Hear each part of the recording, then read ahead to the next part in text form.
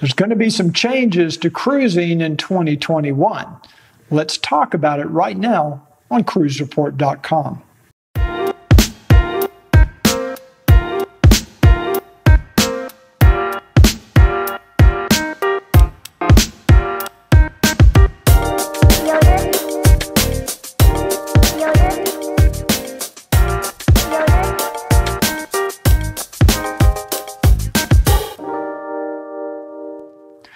So we're all pretty excited to get back on a cruise ship. There's nothing I'd rather be doing right now than, sitting in one of the lounges, having a cocktail. It's about 4 o'clock here. That's about my happy hour. I think there's definitely going to be a lot of changes in 2021 and in the future of cruising whenever it starts up again. And we're going to talk about some of these things you can expect, in my opinion, to see in cruising, things that I think are going to change. And I'd like to know your comments in the comment section of how you feel about some of these changes. Is this going to affect your decision to cruise, or how often you cruise, or will you cruise at all? So the first change, number one, is I think we've seen the end of the self-service buffet. I'm pretty sure the buffet restaurants will probably still be open, but you will not be serving yourself. And, for me, I think that's actually a good change. I've never really liked going up and grabbing the utensils that 400 or 500 other people have already touched. I've always thought that was kind of gross. I think you're going to see staff members now manning these different stations. They already did this on some cruise lines. I think Crystal, I know Holland America did in most places on the buffet. So I think this is a change. I think it's a good change, and I think it's something that's just going to be industry-wide now. You just won't be serving yourself off of a buffet. The second change you're going to see in dining is I think you'll probably see the end of paper menus, or any kind of menus where they hand you a menu, something that you're touching. They're going to try to reduce as many of these touch surfaces as possible. And what you'll more likely have maybe is a QR code on the table. You scan it with your phone, and you'll have to view the menus on the phone, or maybe the waiter will hold up a menu at the table where you can see the choices and make your selection. Not exactly sure how every cruise line is going to handle this, but I think we've probably seen the end of paper menus for quite some time. You'll also probably notice, at least in the beginning, a lot fewer people on board the ships, fewer guests. Cruise ships are probably going to start sailing with limited capacities. Some of that's mandated by various jurisdictions. Some of it, I think, is self-imposed by the cruise lines themselves. So I think it's a good thing. I like the more space, the better for me. I don't particularly care about the big crowds anyway. So I think you're going to see more space. You'll see furniture kind of moved farther apart in the public spaces so that there's more space between group seating. The fourth thing is you're going to have a lot more restrictions placed on what you can do when the ship is in port. We're already seeing this with MSC, with their Grandiosa sailing over in Europe. Basically, you're going to probably be limited to shore excursions offered by the cruise line.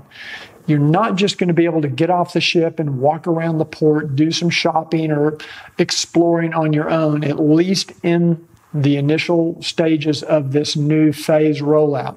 There's a lot of people that just like to get off the ship on their own. Ricky and I are kind of in that camp, especially if it's a port we've been to several times. Maybe we've done a couple of different shore excursions. Sometimes we'll just get off the ship and walk around, maybe do a little souvenir shopping, get a little bite to eat at a local restaurant or something like that. For the first few months of cruising, when it starts up again, that's not going to be a possibility. I don't think the ports are going to allow it, and the cruise lines, I'm sure, are going to comply. Number 5 involves the use of masks and social distancing. Most cruise lines are probably going to enforce some kind of policy where in certain circumstances you'll have to wear a mask, especially when social distancing is not possible. I can think of a couple situations, maybe at a theater, where people are sitting in a little bit closer quarters, or on a tender boat, something like that. I don't know what the circumstances are going to be, and every cruise line is probably going to do it a little bit differently. But you can be assured there will be a mask policy. There will be a social distancing policy in place. And the cruise lines are doing this because, number one, it's probably going to be mandated by the CDC or some of these other, maybe the Coast Guard or some of these other authorities. And they want to make everybody feel safe. You'll also probably see temperature checks and maybe even COVID-19 tests issued by the cruise lines at embarkation or at various other times. I think we just heard today that Carnival is already implementing this policy where they will be testing people prior to embarkation. Again, these tests, and there's 2 or 3 different types of tests, they're not 100% reliable. They can be uncomfortable. I don't know which tests they're going to do, and I don't know how long it takes for these test results to come back. But once again, the question remains: if you go to a port city for a cruise and you test positive, whether it's a false positive or a regular positive, doesn't matter. They can deny you boarding to that cruise, and I still have not been able to get an answer as to what happens if you are denied boarding. Do you get future cruise credit? Is your money refunded to you? What about the airline ticket? What about your hotel? I haven't been able to get a satisfactory answer from Travel Guard as to whether or not they cover those expenses.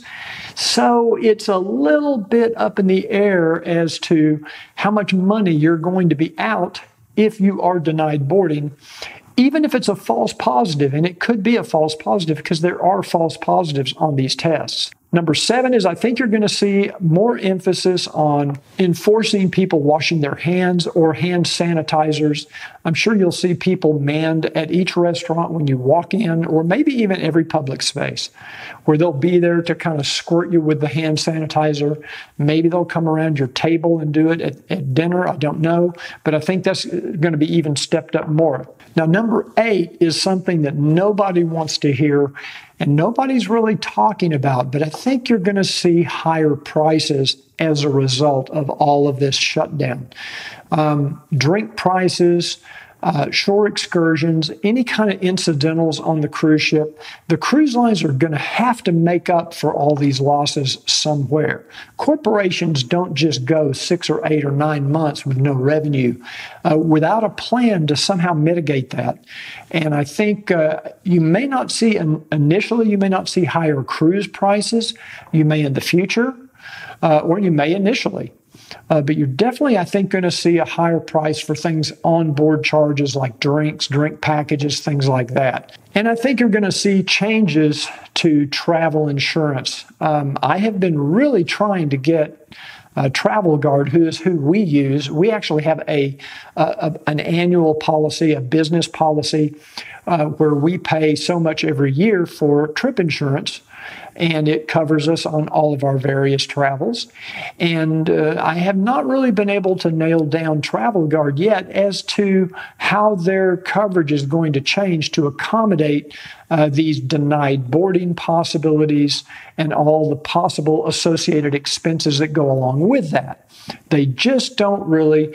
I don't know if they haven't come up with a policy yet or they just haven't put it in print yet, but I'm kind of surprised. I would think they would have that by now, but I have not been able to get it. If you've been able to get a travel insurance company to specifically say what they're covering in regards to being denied boarding on a cruise ship, please put it in the comments below. I'd really like to know which insurance company and what their policies are. So those are the 9 things that I think you're going to see change in the cruising over the next few months as things get sort of back to what we might call a new normal. So I'm anxious to hear your thoughts on this. I know it's kind of a naysayer. You know, it's not a positive, rah, let's get out there and cruise video. I'm just trying to tell you from my skeptical, cynical perspective, what I think we're going to see in the future, I'm anxious to get back on a ship. I would get on a ship right now. Virtually any cruise line, I would feel just as safe as I ever did. No problem for me. I would do it. But I know a lot of people wouldn't. I know a lot of people feel a little tentative, scared, whatever. But what are your thoughts? Would you go on a cruise right now? If you had the opportunity to go on a cruise, would you go tomorrow?